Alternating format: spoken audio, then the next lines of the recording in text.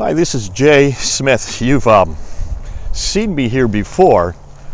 This is the graveyard where I always come to when a friend has died. And another friend has died yesterday morning in England. A good friend of mine, Dr. Keith Small. I've known Keith Small, I think, 23 years now. I knew him when he first started out there in Britain.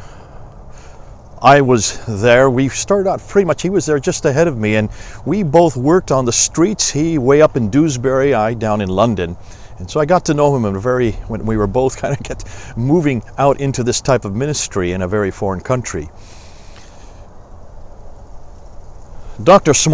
Keith Small then went into academia very quickly and progressed very quickly up into academia, did an amazing job in his doctoral research on textual criticism, and not too long ago came out with this book here, Holy Books Have a History, where he went through and studied and did a comparison between both the Bible and the Quran on the textual history of both manuscripts, and was one of the first ones to really come out and do a comparison like that. It was very helpful for the rest of us who were involved in this kind of work. And so we worked together, and I enjoyed his company, and he was one of those kind of fellows that you always felt at home with. As soon as you met Dr. Small, you knew that you were going to have a good time. He was not very loud like I am. He was not very boisterous. He was very even-keeled, a very pastoral individual, and that was one reason why we got along so well together. In some ways, we were very different in our personalities, but we had the same goal, and he was always looking to see how to bring an academic understanding onto both scriptures. He was only in his 50s, so he passed away way too young, and we have known that he's been ill for quite a few years now. We knew this was going to happen, but still, it takes you by surprise when it does happen.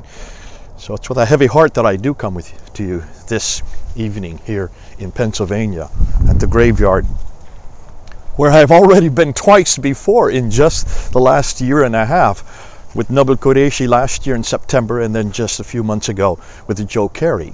I also understand another one of my friends, Paul Abeta, died last week. So we've had 4 men, colleagues, friends who have worked in the Islamic world, who have tried to help Muslims understand not only the Bible, but also understand Jesus Christ, who the Lord has taken home way too young. All of them way too young.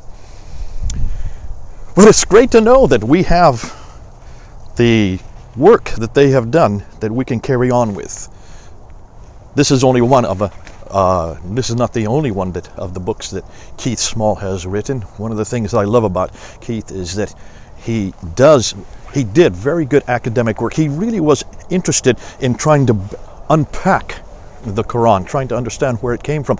Was one of the first to come up with manuscript variants and help us to understand what they were about. I remember long before that, I never knew what they were talking about. Keith was the one that was really helpful in that, and he was always ready to talk, always ready with an open ear, always ready to unpack what he already knew and help the rest of us to come along with him.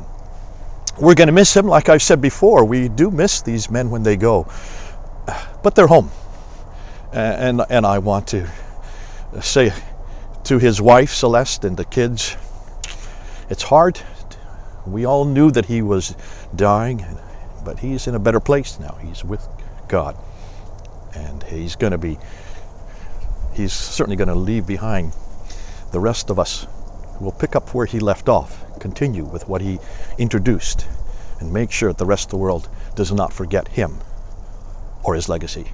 God bless you, Keith. God bless all that you have done, and now that you're with God. We'll see you in eternity at some point. This is Jay, then, here as the sun is setting in Pennsylvania. Over and out.